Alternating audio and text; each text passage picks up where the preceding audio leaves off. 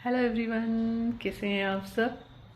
मैं कोमल। और चलिए आज बात करते हैं कुछ साइकोलॉजिकल फैक्टर के बारे में जो आपकी लाइफ में, आपकी जर्नी में बहुत यूज़फुल है। अगर आपको ट्विन फ्लेम जर्नी का नॉलेज है और आप उसको मानते हैं तो उसमें भी बहुत यूज़फुल है। मैं बताने जा रही हूँ आपको लिमरेंस के ऊपर। और एक्चुअली ये वर्ड से अगर आप कनेक्ट होते हैं या यहाँ से शुरू होने की जगह सेल्फ अबंडेंट से चालू होते हैं तो भी आप घूम फिर के एक ही जगह पर आ जाते हैं जहाँ पे आपको आपके ऑथेंटिक सेल्फ पर रहना ज़रूरी है। ठीक है, तो चलिए अब थोड़ा एक्सप्लोर करते हैं आखिर इन सब में होता क्या है। जो लिमरेंस है उसमें हम करते क्या हैं कि हमारे अंदर एक नीड होती है कि हमें देखा जाए, हमें फील हो कि हम कहीं बिलोंग करते हैं, हमें प्यार मिले। ओके। और ये चीज़ बचपन से आती है। अगर बचपन में कभी भी आपको ये फील हुआ हो कि आप निगलेक्ट हुए थे, आप पे फोकस नहीं था, तो ये फीलिंग बच्चे के मन में उस समय घर कर जाती है and they start searching that belonging outside. अब इसका मतलब ये नहीं है कि आप किसी से रोमांटिकली ही ये चीज़ चाहोगे। No, it is not like that. It is like एक तरीके की नीडीनेस पर। और आप इस रिलेशनशिप में सामने वाले इंसान को जस्ट अपने साथ चाहते हो और इसमें आप उसको हमेशा पैडल स्टोन पे रख दोगे। इट्स लाइक कि आपके लाइफ में कोई पर्सन है, ठीक है, तो हर एक इंसान में कुछ अच्छा होता है और कुछ बुरा होता है। It's normal. सिर्फ कलर वाइट और ब्लैक नहीं होते, ग्रे भी होता है। जैसे आपके अंदर भी कुछ अच्छा होगा, कुछ बुरा होगा। इट्स नॉर्मल, ठीक है। लेकिन जब लिमरेंस की बात आती है तो आप सामने वाले पर्सन को, जो आपको पसंद आया, आप उसको इतना पैडल स्टोन पे रख देते हैं कि आप सिर्फ उसकी उन चीज़ों को देखते हैं जो अच्छी है। आप वह रेड फ्लैग नहीं देखते कि जिसमें पता चल रहा है आपको कि वह चीज़ें उस पर्सन में अच्छी नहीं हैं, अनहेल्दी है और आपके लिए भी अच्छी नहीं है, वो अनहेल्दी है। आप वो देखना ही नहीं चाहते।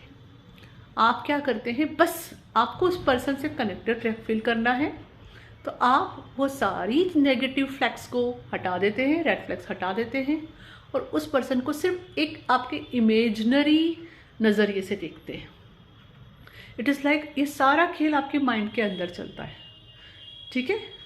आप उस व्यक्ति को पहले तो पूरा पैडल स्टोन पे रख दिया, एक एनलाइटमेंट बीइंग या किसी भी अलग तरह से पूरी तरह आपने उसको प्रोजेक्ट कर दिया, इट्स वेरी गुड पर्सन, और सिर्फ उसकी स्पेसिफिक अच्छाइयों पे फोकस करोगे। कहीं भी रेड फ्लैग आएगा आप उसे रिजेक्ट कर दोगे। पहली चीज़ आप ये करोगे, ठीक है। इसके बाद क्या करोगे, इसके बाद आपका कनेक्शन जहाँ तक है, जिस लेवल में प्रैक्टिकली 3D रियलिटी में चल रहा है, आप उसमें ट्रुथ को नहीं देखोगे, विजडम के साथ ट्रुथ को नहीं देखोगे।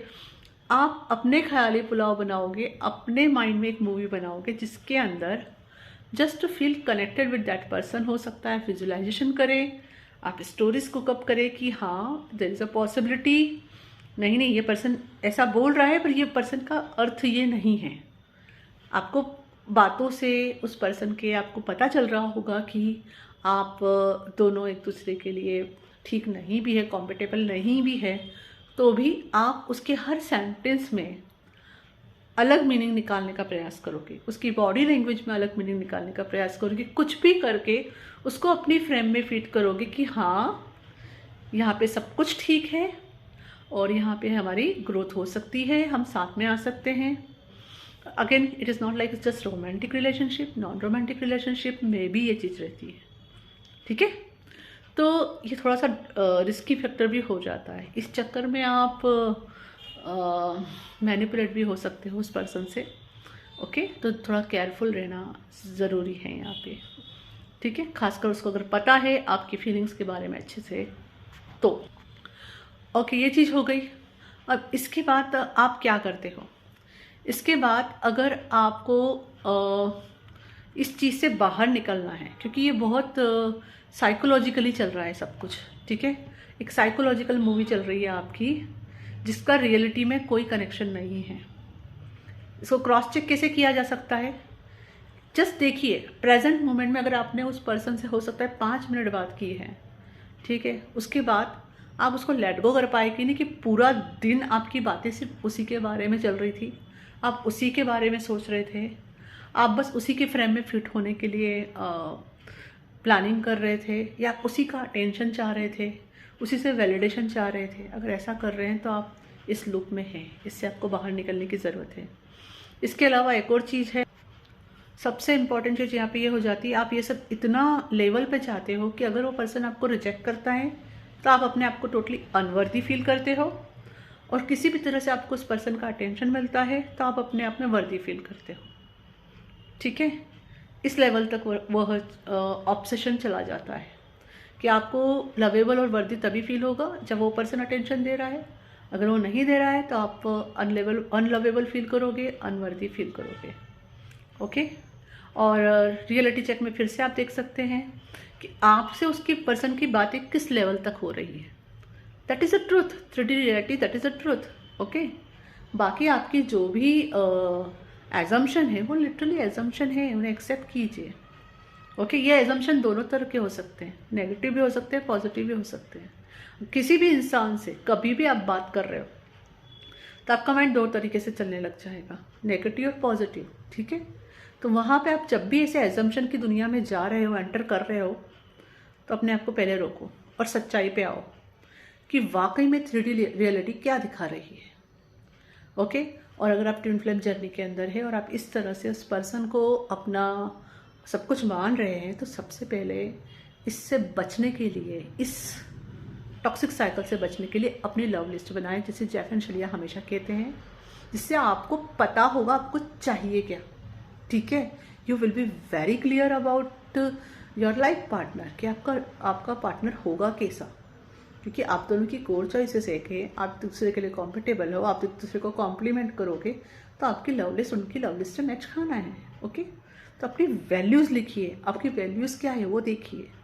जैसे फॉर एग्जांपल मेरे लिए मेरी वैल्यू आती है लॉयल्टी, ऑनेस्टी, ये मेरी वैल्यूज़ है। ठीक है, तो इसके अलावा हर छोटी बड़ी चीज़ लिखिए कि आप कैसा चाहते हो कि आपके हर चीज़, मतलब कि वो पर्सन बहुत अच्छा फादर साबित हो, आपके बच्चे उसके साथ प्रोटेक्टेड फील करें, सेफ फील करें, हर चीज़। वो पर्सन फाइनेंशियली स्टेबल होना चाहिए कि वो अपनी फैमिली की रिस्पॉन्सिबिलिटी ठीक से निभा सके, इमोशनली अवेलेबल हो, जो भी आप चाहते हो एग्जैक्टली पूरी लिस्ट बना लीजिए, स्पेशली आपकी वैल्यूज़ के साथ।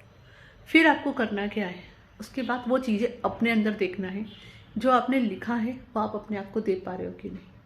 अगर नहीं दे पा रहे हो तो उस पर काम करो। ठीक है, और जब नेक्स्ट टाइम आपके लाइफ में कोई पर्सन आता है तो चेक करो उसकी वैल्यूज उससे मैच खाती भी है या नहीं, या आप सिंपली उस पर्सन को अपनी फ्रेम में फिट करने की कोशिश कर रहे हो। अंडरस्टैंड?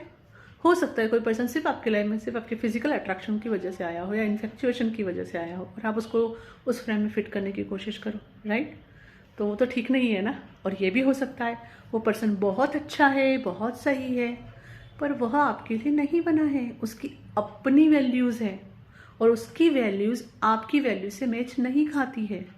एंड ये होता है कि 2 अच्छे इंसान होकर एक साथ आए ज़रूरी नहीं है, क्योंकि उनकी वैल्यूज़ अलग है। ओके, वो उनके ट्विन फ्लेम के लिए बनाए और आप आपके, तो आपको ज़बरदस्ती उस पर्सन को अपनी फ्रेम में फिट करने की ज़रूरत नहीं है। You can be compassionate with yourself and them also. Understand? तो इस तरह से अपना पावर अपने पास वापस लीजिए। ओके, अल्टीमेटली आपको अपना साथ पहले देना है। Thank you.